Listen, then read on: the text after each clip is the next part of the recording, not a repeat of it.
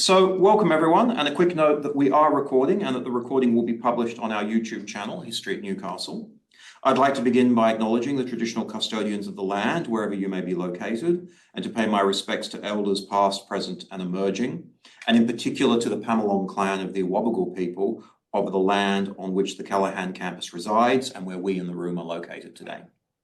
Our presenter today, David Meredith, taught economic history at the University of New South Wales until 2007 and is currently an associate member of the Faculty of History at the University of Oxford.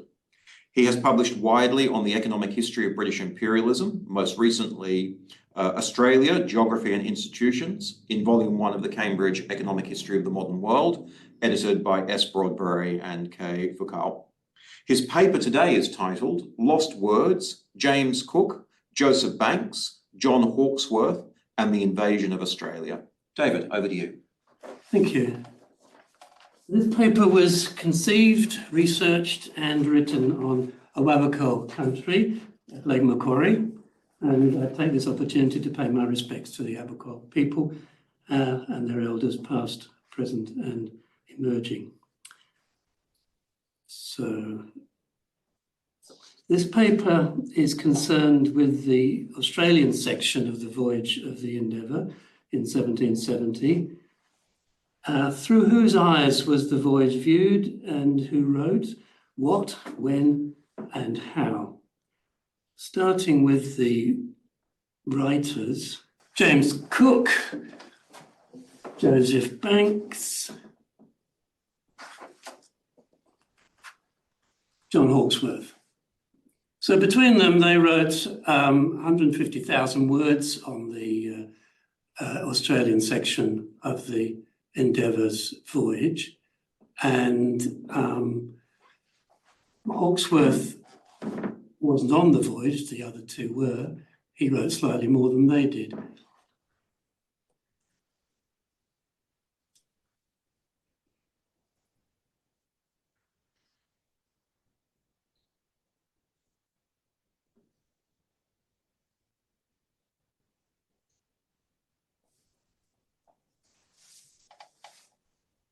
The two other people on this picture.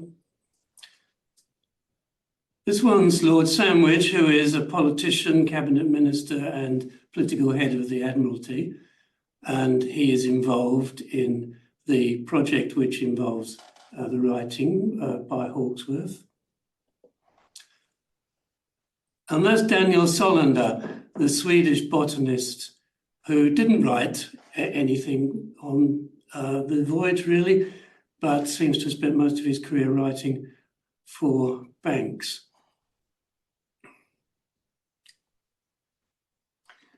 So I can hardly expect to come here and read out 150,000 words. So what I've done is to take the testimony that Banks gave in 1779 to a committee that was looking into where to send the convicts, and use that as a lens to see how that compares to what was written in the journals that he and Cook wrote, and the version that was then written up by Hawkesworth. So in April 1779, Joseph Banks gave evidence to a House of Commons committee chaired by Lord Bunbury to look into where else might convicts be exiled if America was not available. This was a few years into the war against the American War of Independence. Two places were considered: Kamay, Botany Bay on the eastern seaboard of Australia, and Gambia in West Africa. So is it possible to compare this 1779 testimony of Banks in favour of Botany Bay with what he and James Cook had written 9 years earlier? The answer to this is complicated by the way in which the journals written by Cook and Banks were treated. When the Endeavour returned in June 1771 to England, the political head of the Admiralty, Lord Sandwich, wanted to publish an authoritative government-sponsored account of all the recent British voyages of exploration to the South Seas in a way that would attract maximum public attention and be an official declaration of Britain's claims to the Pacific. He sought advice from his acquaintances, who recommended the journalist and editor John Hawkesworth for the job. Hawkesworth had no hesitation in accepting. He was given Cook's journal, together with those of the captains of the three previous voyages, John Byron, Samuel Wallis and Philip Carteret, as source material for a 3-volume set.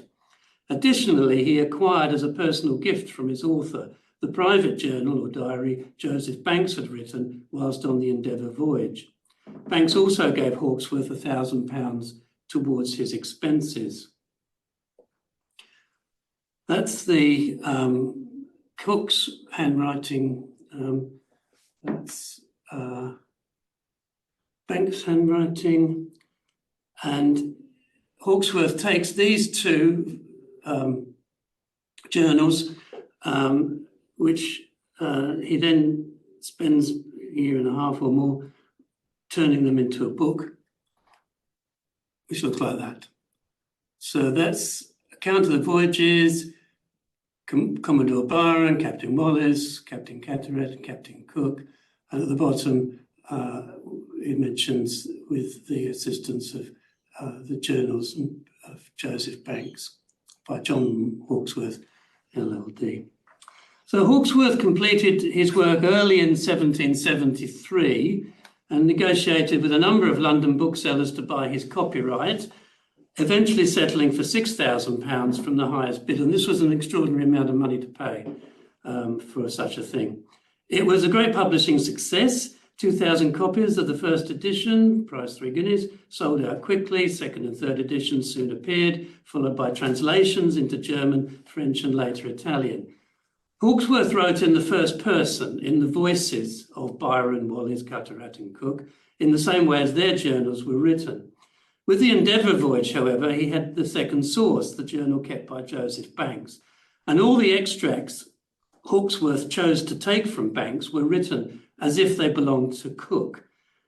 Thus, it was impossible to tell what was based on Cook and what on Banks. Hawkesworth considered himself to be more than just an editor, but rather as the author of the narrative of these voyages. He consistently rewrote the text of the journals, omitted passages, and added his own material. The journals themselves disappeared from view. Cook's journal was not published until 1893, and Banks isn't not until 1962. So for this lengthy period, the only available account of what Cook and Banks wrote about Australia was the one written by John Hawkesworth, who had never been there. And it was his account that introduced the people of Eastern Australia to the eyes of the world. Never before had so much been written about Australia, 58,000 words, in what was an international bestseller. Literally and figuratively, it put Australia on the map. That is a map, which shows the route of the Endeavour. So, yes, it is possible to compare the journals with Banks's testimony in 1779, as long as notice is taken of how John Hawkesworth rewrote these journals in his book.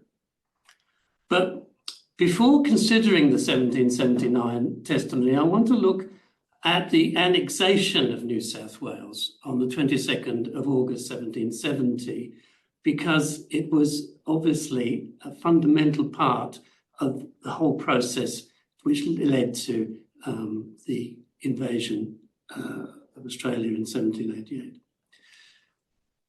So the event was described by Cook in just 170 words. Having satisfied myself for the great probability of a passage through which I intend going with the ship and therefore may land no more upon the eastern coast of New Holland, and on the western side I can make no new discovery, the honour of which belongs to the Dutch navigators, but the eastern coast from the latitude 38 south down to this place I am confident was never seen or visited by any European before us, and notwithstanding that I had in the name of His Majesty taken possession of several places upon this coast, I now once more hoisted English colours, and in the name of His Majesty King George III, took possession of the whole eastern coast from the above latitude down to this place by the name of New South Wales, together with all the bays, harbours, rivers, and in island situate upon that said coast, after which we fired 3 volleys of small arms, which were answered by the like number from the ship. So he's on an island, which he later called Possession Island, at the very top end of what is now Queensland. This is rather low-key as a declaration of annexation, considering that Cook had just more or less doubled the territorial extent of the British Empire.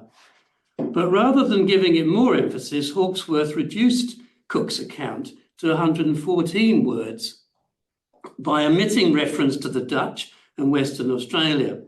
He didn't insert any sort of paragraph break or subheading, and he didn't include the annexation in the list of topics the chapter contained. So his version read, as I was now about to quit the eastern coast of New Holland, which I had coasted from latitude 38 to this place, and which I am confident no European had ever seen before, I once more hoisted English colours, and though I had already taken possession of several particular parts, I now took possession of the whole eastern coast from latitude 38 to this place, latitude 10 1/4 south, in the right of His Majesty King George III, by the name of New South Wales, with all the bays, harbours, rivers and islands situated upon it. We then fired 3 volleys of small arms, which were answered by the same from the ship. Banks was present on the island where the ceremony described by Cook took place, and he must have seen what was occurring. His diary entry for the event looks like this. He makes no mention of the annexation at all, which is perhaps surprising.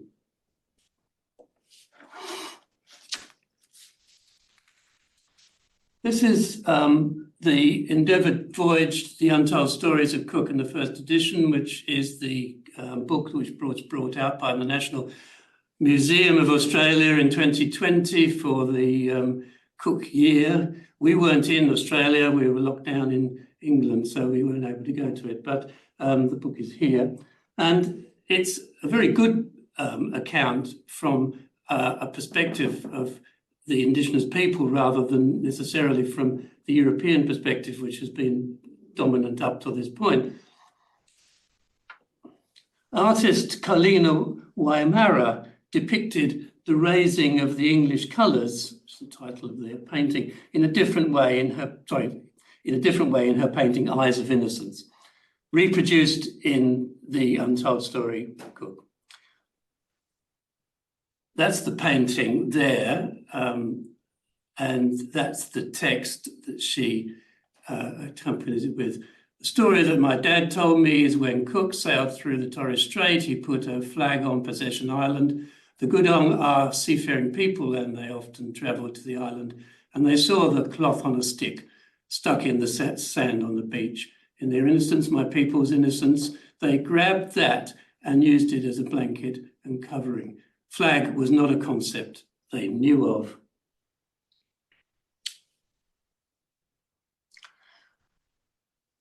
What is clearly missing from Cook's account, then, is any mention of the people who lived in the territory he called New South Wales, and which was now being annexed to the British Empire.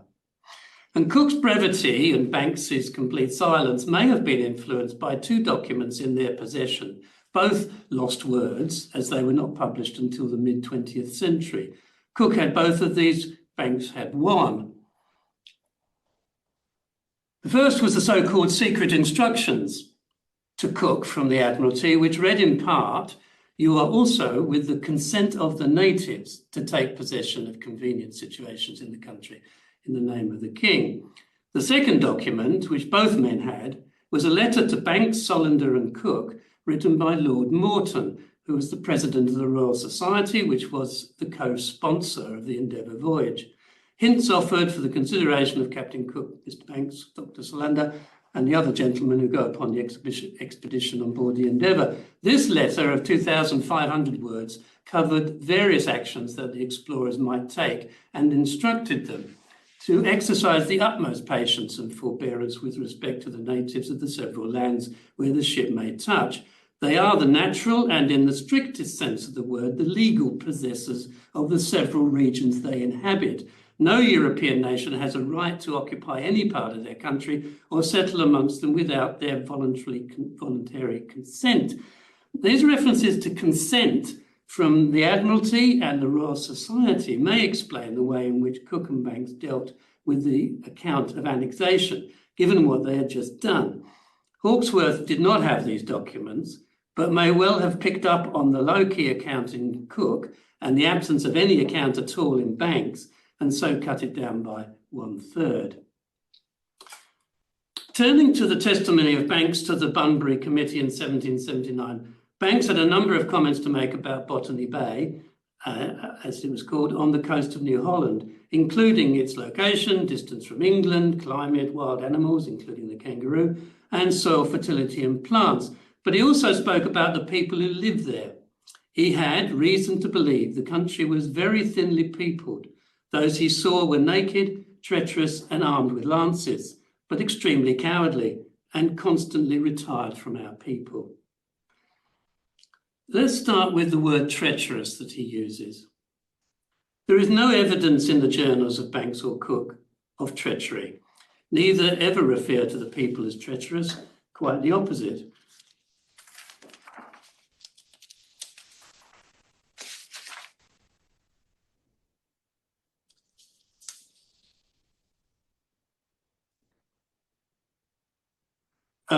Banks have written, this, however, must not be forgot, that whatever opportunities they had never once attempted to take anything in a clandestine manner.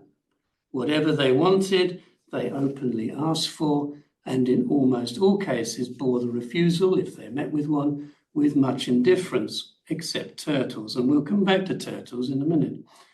Hawkesworth reported this as the same indifference which prevented them from buying what we had, prevented them from attempting to steal. If they had coveted more, they would have been less honest. Both Cook and Banks related incidents in which a member of the crew found himself lost and suddenly in the company of locals. Cook wrote about one incident in which the lost midshipman was invited to sit with a group of local men. After a little while, they suffered him to go away without offering the least insult, and perceiving that he did not go right for the ship, they directed him which way to go, which doesn't sound like people who are being treacherous. Hawkesworth repeated this. They treated him with the greatest civility, and having kept him about half an hour, they made signs that he might depart. He did not wait for a second dismission, but when he left them, not taking the direct way to the ship, they came from their fire and directed him, so that they knew whence he came. Banks also commented that in conversation, the local people invariably introduced themselves by name, introduced their strangers, which they always made a point of doing by name. So to describe the people as treacherous then must be dismissed, but it might come back in a different way in a minute. So the second thing here is those he saw were naked. Now, certainly nakedness was frequently commented upon, particularly female nakedness. But why did Banks think the committee needed to know this, and along with that, with treachery? Why does he want to describe it to the committee in this way? Oh, you're already on. Oh, did I go too many? Yep. So both Cook and Banks watched the inhabitants through their telescopes. Sometimes Banks added a biblical tag to their entries. So we have them watching them through their glasses, not being able to see any clothes. Myself, plenty of the women did not copy our mother Eve in the fig leaf. Cook, we could very clearly see with our glasses that the woman was naked as ever was born, even those parts which I always before now thought nature would have taught a woman to conceal were uncovered. And Banks, of the cloths they had, not the least part, but naked as ever as our general father was before his fall. They seemed no more conscious of their nakedness as if they'd not been the children of parents who eat the fruit of the tree of knowledge. Now, Hawkesworth didn't like the Adam and Eve allusions and got them out and reduced their description to the simpler term stark naked. All the inhabitants that we saw were stark naked. By our glasses discovered them to be a woman and a boy, the woman by the rest being stark naked.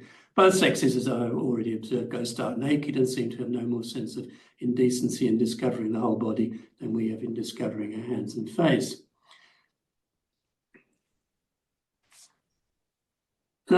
Naked and treacherous, and indeed cowardly.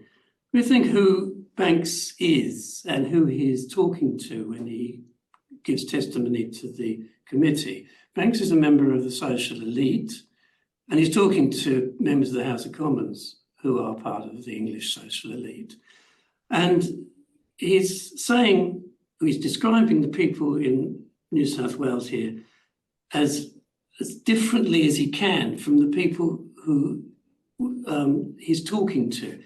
He wouldn't use the terms naked, treacherous and cowardly about the English. It gives it the maximum distance between the two. And I think that's part of what the need or choice of saying this to the committee is about. So there seems to be a sense of cultural difference in these comments. Banks referred to nakedness as a want of what most nations look upon as absolutely necessary.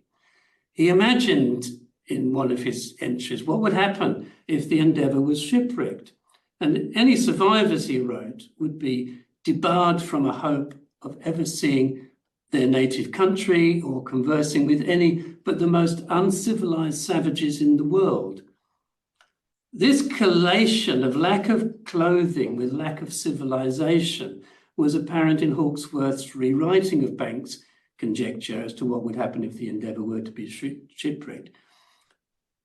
Changing savages to naked savages, and he quote, except the naked savages who prowled the desert and who perhaps were some of the most rude and uncivilized upon the earth.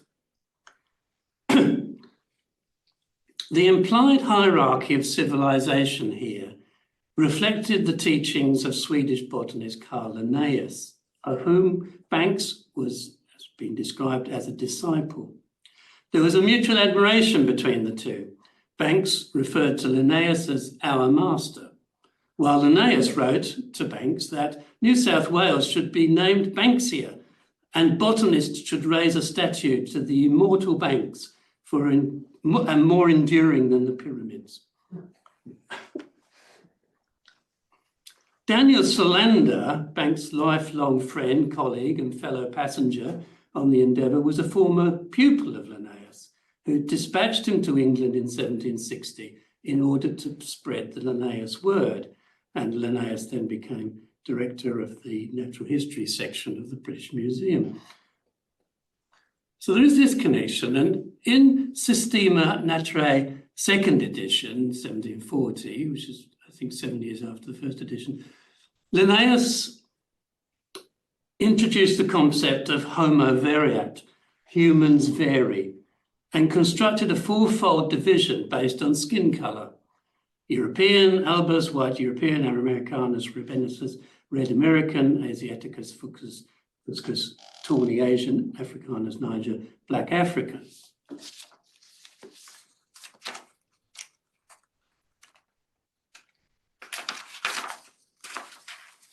Linnaeus was, of course, an influential figure in the European development of so-called scientific racism. Would it be too much of a stretch to think the Linnaean descriptor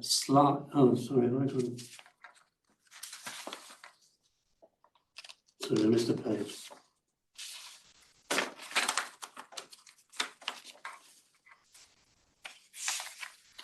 Yeah. Sorry, go back slightly.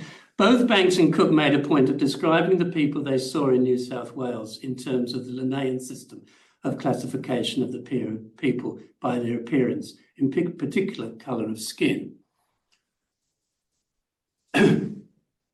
Banks discerned 5 people who appeared through our glasses to be enormously black. Cook, they appeared to be a very dark or black colour. Banks, they appeared to us as well as we could judge at that distance, exceedingly black. Hawkesworth, natives upon the beach who appeared to be of a black or very dark colour.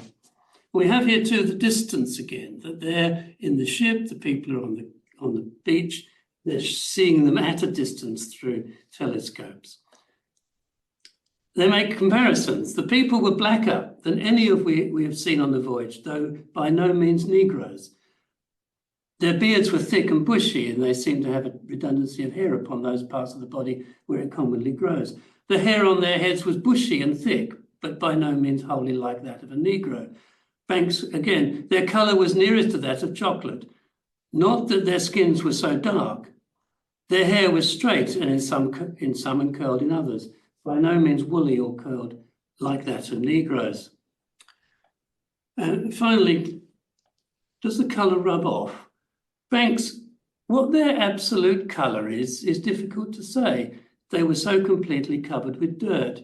I tried indeed by spitting upon my finger and rubbing, but altered the colour very little, which as nearly as might be resembled that of chocolate. Hawkesworth wrote this version up. Their skins were so uniformly covered with dirt that it was very difficult to ascertain their true colour. We made several attempts by wetting our fingers and rubbing it to remove the incrustations, but with very little effect. With the dirt, they appear nearly as black as a Negro, and according to our best discoveries, the skin itself is of the colour of wood soot, or what is commonly called a chocolate colour. In his 10th edition of Systema Naturae, published in 1758, Linnaeus added personality characters to his 4 categories of humans, who he now termed Homo sapiens. So European, governed by laws, gentle, acute, inventive. Americanus, governed by customs, stubborn, cheerful, free. Asiaticus, governed by opinions, severe, haughty, greedy. Affa, which is African, governed by whim, slow, slow, greedy, anoints self thickly. Linnaeus was an influential figure in the European development of so-called scientific racism. Would it be too much of a stretch to think that the Linnaean descriptor sly led Banks to describe the people of Kamay, Botany Bay, as treacherous? Armed with lances, but extremely cowardly and constantly retired from our people. Banks in particular showed great interest in the lances used by the people he saw in New South Wales. Some were designed, he figured, for spearing fish or birds, but others were for warfare. Those which we concluded to be intended against men were indeed most cruel weapons, barbed with the sting of stingrays, a large one at the point, 3 or 4 smaller ones tied in the contrary way made barbs. Broken bits of sharp shell were adhered to it. Once such a weapon pierced a man, it was many to one that it could not be drawn out without leaving several of those unwelcome guests in his flesh, certain to make the wound 10 times more difficult.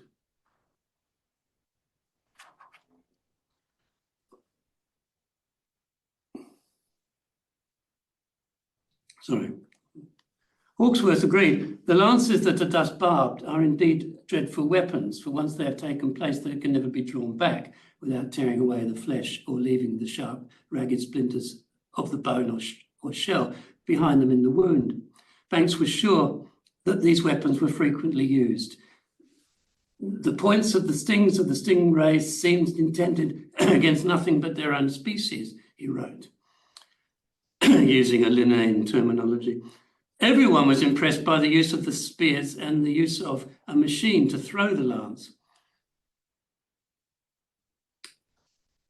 Hawkesworth wrote that the lance flies forward with incredible swiftness and with so good an aim that at the distance of 50 yards, these Indians were more sure of their mark than we could be with a single bullet.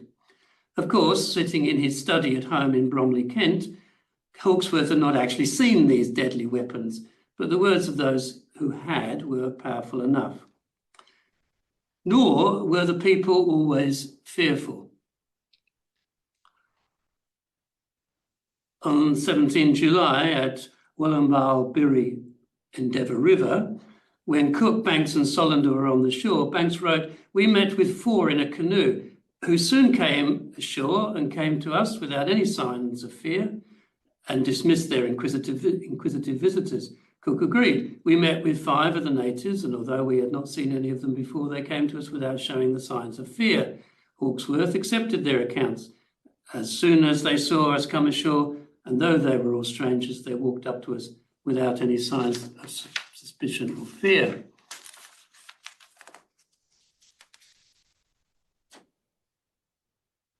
Banks and Cook often misrepresented tactical withdrawal as running away. In any case, the Guigal clan of Darwell Nation in Kamay, Botany Bay were quite capable of resisting invasion. On 28 April, when the crew of the Endeavour attempted to land, Banks recounted, "We saw about 10 people who on our approach left the fire and retired to a little eminence where they could conveniently see the ship. Soon after this, 2 canoes carrying 2 men each landed on the beach under them. The men hauled up their boats and went to their fellows upon the hill. We saw, however, that at the beach or landing place, 1 man at least was hid among some rocks who never, that we could see, left that place. Our boat proceeded along the shore and the Indians followed her at a distance. During this time, a few of the Indians who had not followed the boat remained on the rocks opposite the ship, threatening and menacing with their pikes and swords. 2 in particular, who were painted white. Each of these held in his hand a wooden weapon. These 2 seemed to talk earnestly together, at times brandishing their crooked weapons at us in token of defiance. As soon as we approached the rocks, 2 of the men came down upon them, each armed with a lance of about 10 feet long and a short stick, which he seemed to handle as if it was a machine to throw the lance. They called to us very loud in a harsh-sounding language, shaking their lances and menacing, in all appearance resolved to dispute our landing to the utmost, though they were but 2, and we 30 or 40 at least. They remained resolute, so a musket was fired over them, the effect of which was that the youngest of the 2 dropped a bundle of lances on the rock at the instant in which he heard the report. He, however, snatched them up again, and both renewed their threats and opposition. A musket loaded with small shot was now fired at the eldest of the 2, who was about 40 yards from the boat. It struck him on the legs, but he minded it very little. So another was immediately fired at him. On this, he ran up to the house about 100 yards distant and soon returned with a shield. In the meantime, we had landed on the rock. He immediately threw a lance at us, and the young man another, which fell amongst us, but nobody was hurt. 2 more muskets with small shot were then fired at them, on which the eldest threw 1 more lance and then ran away, as did the other. Hawkesworth not only followed Banks's account closely, but was clearly impressed by the story of resistance he was reading. They brandished their weapons and seemed resolved to defend their coast to the uttermost, though they were but 2 and we were 40. I could not but admire their courage. Those were Hawkesworth's words, not Cook's or Banks. Hawkesworth continued his conjecture from the other side of the world. From the boldness of these people at our first landing and the terror that seized them at the sight of us afterwards, it appears that they were sufficiently intimidated by our firearms. They had probably seen the effects of them from their lurking places upon the birds we had shot. Cook and Banks were frustrated by the way in which the local population often moved away as soon as they saw them. Banks reflected, they generally ran away from us, and whence it might be concluded that there were greater numbers than we saw, though he remained sceptical. Actual resistance was not an isolated event, however, as the turtle incident illustrated. After the Endeavour had been repaired on the beach following its shipwreck on the Great Barrier Reef, it was refloated at the entrance of what the Waimburra clan called Gangra and Cook named Endeavour River. Their concern was to find a route through the shoals to the open sea. Cook sent boats out to seek such a route. One coming back on 9 July came across turtles among the shoals, caught 3 with the boat hook and took them back to the ship. They weighed 791 pounds, 359 kilograms, and Cook wrote, "This day all hands feasted upon turtle for the first time." Banks was overjoyed. The promise of such plenty and good provisions made our situation appear much less dreadful. Were we obliged to wait here, we could do it without fear of wanting provisions. This thought alone put everybody in vast spirits. Over the next 10 days, 15 more turtles were caught, bringing the total weight to over 2 tons.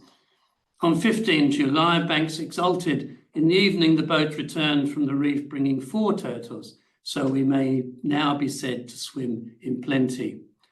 Our turtles are certainly far preferable to any I have eaten in England. 3 days later, some of the Waimburra men visited the ship At this time, wrote Cook, we had 12 turtle upon our decks, which they took more notice of than anything else in the ship. The next day, 10 or 11 men turned up with, according to Banks, a larger quantity of lances than they'd ever done before, left these on the shore and came aboard the ship. Banks told the story. They soon let us know their errand, which was by some means or other to get one of our turtle, of which we had 8 or 9 lying upon the decks. The first by signs asked for one, and on being refused, showed great marks of resentment. One who had asked me on my refusal, stamping with his foot, pushed me from him with a countenance full of disdain and applied to someone else. As, however, they met with no encouragement in this, they laid hold of a turtle and hauled him forwards towards the side of the ship where their canoe lay. It was, however, soon taken from them and replaced. They nevertheless repeated the experiment 2 or 3 times, and after meeting with so many repulses, all in an instant, leaped into their canoe and went ashore. When they reached the beach, they picked up their weapons and set fire to the grass surrounding the crew's camp with surprising dexterity and quickness. The grass was 5 feet high and dry, and it burned with vast fury. They moved towards the part of the beach where crew members' clothing and the ship's fishing nets were drying. Cook, coming after them, fired at them. The one with the fire dropped it and they ran off. Cook then loaded his musket with ball and fired it into the mangroves abreast of where they ran to show them that they were not yet out of reach. They continued running and we soon lost sight of them. But then they came back. We ran at them with our muskets. They then retired leisurely. This painting is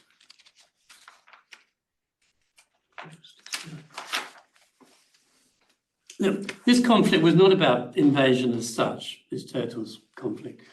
The endeavour had been on the beach for a month, but rather the taking of resources. Turtle was not only an important part of the Waymbra people's diet, but had great cultural significance, and the invaders were depleting it, as artist Wanda Gibson explained in her painting 12 Turtles, 2019. Cook didn't understand our law. The turtle is very sacred to us. There are many cultural protocols around the hunting and butchering of this animal. Had they been given a turtle when they asked for one, the violence would not have occurred, but the sense of entitlement that drove the crew to take whatever resources they needed was too powerful. Banks wrote, "We had great reason to thank our good fortune that this accident happened so late in our stay, when most of the stores on the beach had been loaded back into the ship. I had little idea," he wrote on 19 July, "of the fury with which the grass burnt in this hot climate." He concluded that if they were ever in this situation again, they should burn everything around us before we begin. He did not conclude that the Waymbra people who fished in the coastal waters had any rights to the turtles the Endeavour crew had caught, even though they were well aware of the importance of this as a food source, because there was evidence all around of that. On the contrary, it never seemed to occur to him. He wrote that the local people seemed to set no value upon anything we had except our turtle, which of all things we were the least able to spare them. Hawkesworth omits this sentiment, instead comments, "When we refused to give them a turtle, they were enraged and attempted to take it by force."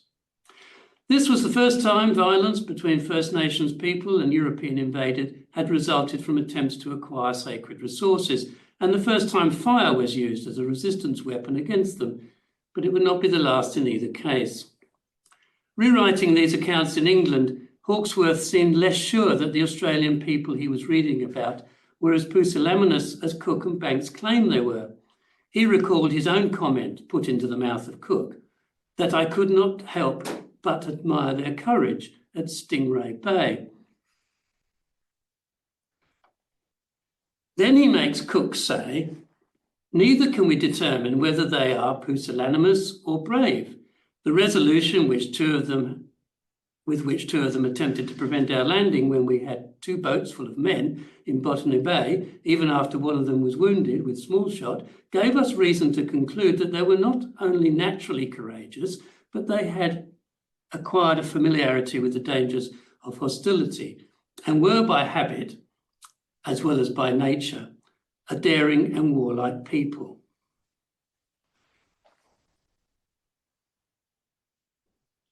But then he has Cook put the opposite view.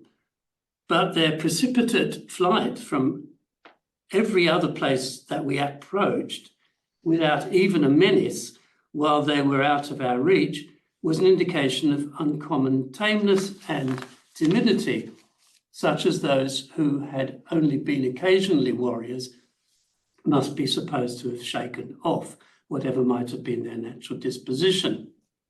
Finally, Hawkesworth's Cook is equivocal. I have faithfully related the facts. The reader must judge of the people himself. Before I finish, let me go back to Kamay, Botany Bay and James Cook. On 30th of April 1770, Cook wrote, Mr. Hicks, who was the officer ashore, did all in his power to entice them to him by offering them presents, etc. But it was to no purpose. All they seemed to want was for us to be gone. After staying a short time, they went away. Hawkesworth wrote this as Mr. Hicks, who commanded the party on the shore, with another, advanced to meet them, holding out presents to them as he approached, and expressing kindness and amity by every sign he could think of, but all without effect. Before he could get up with them, they retired, and it would have answered no purpose to pursue. So Cook's rather poignant observation that all they seemed to want was for us to be gone was expunged by Hawkesworth and added to the ever-growing heap of lost words.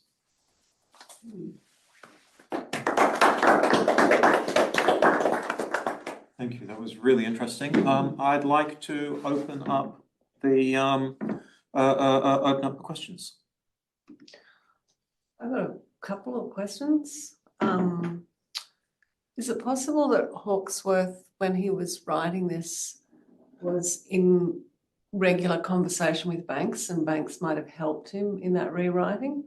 There isn't any evidence of that in the Banks's biographies. I've only got two Banks's biographies, but I've read them and they don't suggest that at all. He wasn't. They weren't living in the same vicinity. Like, what I mean is it possible they could have come across each other while he was writing it? Yeah. Well, if he gave him money, yes, he obviously has a relationship of some kind with him. They were in somewhat similar circles as part of the sort of literary elite people. Yeah, because I'm just thinking each other and so on. If I was Hawkesworth and I had this job, and Banks had given me a big swag of money to help me do it, I might say, "Hey, do you want to call over for a coffee and have a talk about how I'm working through your journals?" Yes. So I'm just wondering if Banks's influence might be, like, it's possible that Hawkesworth wasn't writing completely without. Yeah, it is possible. There's no way of. There's no way. I mean, biographers can't write everything that people do every day. It isn't mentioned by them, but that doesn't mean to say that it didn't happen. Well, I've read also the Hawkesworth biography. There is a biography of Hawkesworth, and that doesn't mention talking to Banks. Or even having any kind of relationship with him. No, and indeed his biographer tries to play down the £1,000 and says that it's a previous financial arrangement that they have for something else that happened to be paid at this time. Right. But then he doesn't produce any evidence for that. And also that biographer is a professor of literary studies at Yale University. He's more interested in Hawkesworth from the sort of literary point of view. I mean, Hawkesworth was a well-known person in this world. He'd edited the complete works of Jonathan Swift. He was a friend of Samuel Johnson. He wrote like Johnson. So there is that sort of. So there isn't a biography of Hawkesworth that perhaps would be a bit more central to this point. What he couldn't have done, though, was to have talked to Cook, both because of a class difference between the two. I mean, Cook was working class, but also Cook had gone on his second voyage. But there is this issue about whether or not the Hawkesworth book was supposed to have been read to or shown to the captains before it was published. Right. And in his introduction, he said he had done this. And the nicest or the least sort of interpretation was he'd been misled by the Admiralty that it had been done. Right. But Cook was adamant that he had never seen this. He doesn't see it until he's coming back from the second voyage. And he's spitting chips when he does see it. That's great. So you're writing a book about this? I don't know what I'm writing, really. I'd really be interested to read it. Sometimes I wonder what I'm doing. So I had one other question, which was, given this book is a bestseller, can we assume, and is there evidence that there were copies of his book in colonial Australia? Yes. So, did the First Fleet have a copy? Presume so. Yeah, Arthur Phillip quotes from it. There is that issue about finding the alleged fertile land in Botany Bay, and he quotes in a dispatch, complaining that he can't find it, that it says in the account of Cook's voyage. Yes, there's no doubt that these journals disappeared, and the Cook's journal that comes out in 1893 is the result of an auction by somebody who had actually purloined it from the Admiralty who worked there, and then his descendants found it and thought this might be worth something, and so it goes to auction. But that happened with Banks as well. Banks was married, but he didn't have any children, and it was left. His estate was left essentially to his brother-in-law. Well, actually, his wife's sister's husband. But it was the sort of the last male standing of the week, and it was his descendants who found, at the end of the 19th century, found all Banks's stuff, and they divided it up into 140 odd lots and took it to Sotheby's. Wow. So the Banks's journal, which is 280,000 words handwritten, was lot 107. Somebody bought it for £7. And eventually an MP got hold of it, eventually got sent to Australia and ended up at the Mitchell. Yeah. And then this was, say, like 1910 or something. And then eventually it gets transcribed by Beaglehole in 1962 and published. So these are lost. That's so fantastic. I really it wasn't for the. You got to publish something like this. This is great. Really good. We have a question online, so we might go to Debbie. Debbie, you're still on mute.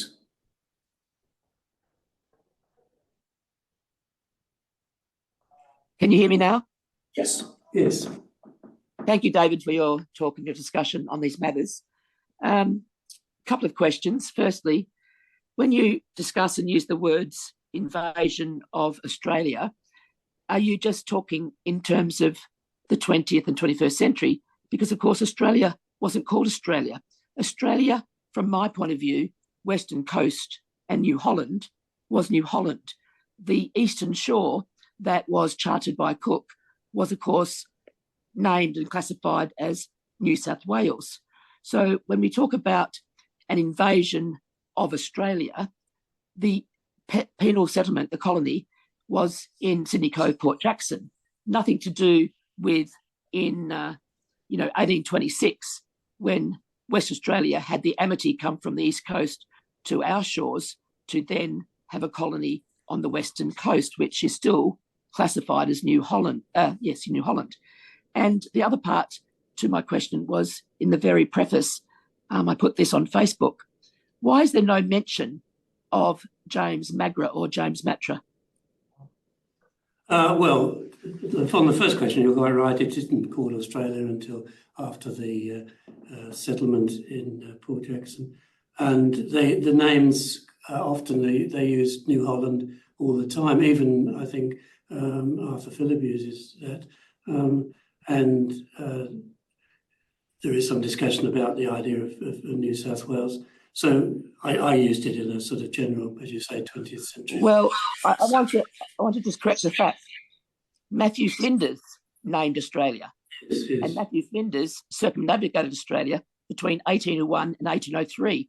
So we can't cross-communicate between the Matthew Flinders Australia word and the naming of Australia anything to do with Cook or Arthur Phillip.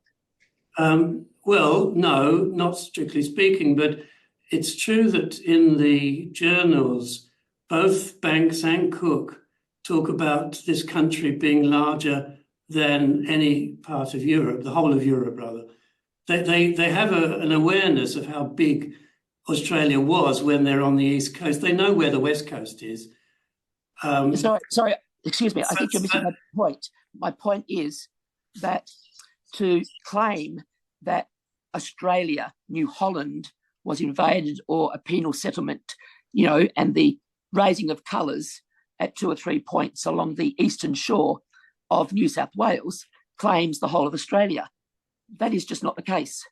No, and I wasn't. No, but using the word Australia suggests you're talking about the whole island continent. Yes. Actually, the quote that David put up specifically said New Hollands in that But you can't claim New Holland. You can't claim New Holland as part of Cook's story. We did say he wasn't claiming the West Coast because the Dutch navigators have that honour, which Hawkesworth Yes. cut out, presumably for reasons up to him. But I mean, he did say that in his version. But assumptions are made, not by yourself alone, but by a lot of people that, the whole of Australia was invaded, or people that came with the first fleet invaded the whole continent, the whole island. Well, they came to Port Jackson, they came to Sydney Cove. And so that's the first thing. The other bit is about James Magra and Matra. I think it could be more accurate. I mean, people talk about the invasion of America. They don't mean the entire continent all at once. Yeah. No, but I specifically bring that up because... As for Matra, if you want me to answer... Go ahead. What happened after the 1779 inquiry into where to send the convicts was that the committee didn't think that the Botany Bay solution that Banks had put forward was the one they preferred, and they preferred the African solution, which was to send them to Gambia. And some convicts were actually sent to Gambia, a few hundred of them. This was during the war. It wasn't clear that the war would be lost at this point, or that there might have been a negotiated peace in which America would continue to take convicts. So it sort of lay on the table a bit. But after the war was lost in 1783, then clearly it wasn't going to be possible to send convicts there. They weren't going to allow that. So then they had another inquiry, which was under the chairmanship of Lord Beauchamp, about where to send the convicts. And at that point, Banks and Matra were looking. I mean, Banks knew Matra. He was a midshipman on the Endeavour and was in London. And they were looking for ways in which they could increase the attractiveness of Botany Bay, because now the committee was talking about Das Voltas Bay in southwest Africa. So whilst although the Gambia had been shown to be not very suitable, this other African solution was being discussed. So what they came up with was to take what was at that time seemed a crisis that was a result of the end of the war, which was to do with the American loyalists. These are the refugees from the war. These were people who had fought for the British in the war. The American loyalists needed somewhere to be settled, and Matra came up, who was an American loyalist himself. Matra came up with the idea that they could be sent to Botany Bay or other places on the East Coast, which he had seen because he was a midshipman on the Endeavour, and that they could be the settlers for whom the convicts would then work, and that he would be the governor of New South Wales. Yes. So do you think he wanted to do that? That crisis passed because Canada just said that they would take them. So there was no need for that to continue. But after the committee had reported in 85, they were definitely in favour of Das Valters Bay. So the Botany Bay had slipped down as third option behind Gambia and Das Valters Bay. And after that, the committee wanted more hard information about Das Valters Bay. So they sent Commodore Thompson, who was part of the African squadron, a Royal Navy officer, with a ship to go down to Das Valters Bay to check it out, because what they were being told was it sounded really good. And it was going to be, for their point of view, like Cape Town, but further north and have all those advantages. Then it took a whole year for Thompson to go and come back. And during that year, nobody knew what he would come back with. So from Banks's point of view, if he was to come back with perhaps even half what was being promised about Das Valters, it would drive Botany Bay off and it would be Das Valters they go for. So in that year, he spends from middle of 85 to middle 86, he and Matra come up with other inducements to make it more attractive, which becomes the heads of the plan, which was put to cabinet at the end of 85. Would you not say, though, that Matra had skin in the game? Therefore, you would suggest that the emphasis from Matra was more important than Banks. What skin in the game do you think Banks had? Well, that's the question which I've always found rather puzzling. Why does Banks do this? He is incredibly influential in persuading the British government in the end that this was the only solution, if it was only the one left on the table, because when Thompson did return from Das Valters Bay, he didn't. He was dead. He died, and the whole thing was a fiasco.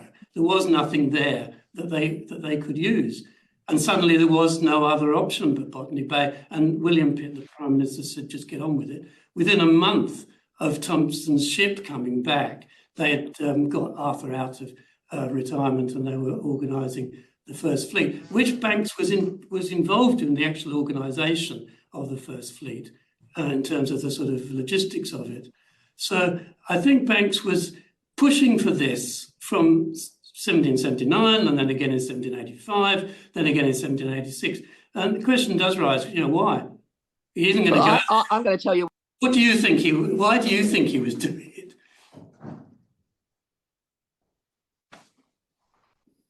Sorry, Debbie, you're currently muted.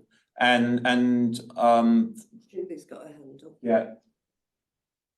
Sorry. It's about getting rid of the unwanted prison hulks and prisoners sitting in front of, the fancy pants people in London, to send them out to some, long lost place far away to enslave white people to create a new colony. If you get rid of the people that you less want in your community, that's the convicts and, the slaves and the people impounded in convict hulks, then get rid of them down to Botany Bay. Okay, we'll take that. We'll stop it there because I need to move to other people because we're going to run out of time for questions otherwise. Julie. Good morning. Thanks so much, David. I'm also on unceded Awabakal country. Given the time, I'm happy to contain my self to a comment at this stage because I do need to go to another meeting. So I did just want to say that was an extraordinarily rich paper, and I've appreciated the discussion afterwards. Very much look forward to hearing as the work continues, please.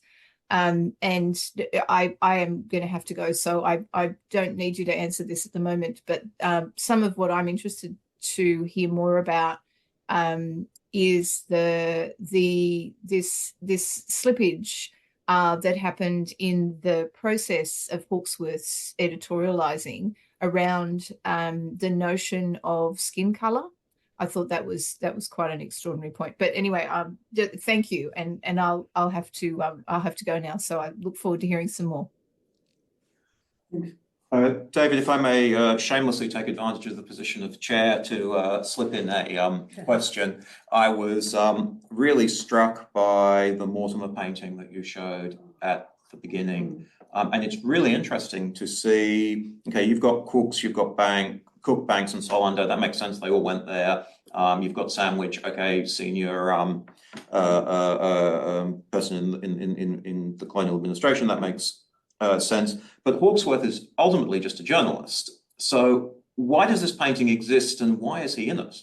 Well, it exists because Sandwich wanted to maximise public attention to the voyages. You have to remember that the book that Hawkesworth is given to write does include all the voyages from the last sort of 8 or 9 years. It is Britain at the height of its power, actually, because it's won the 7 Years' War, hasn't got to the position it's in 1783 when it's lost the American War.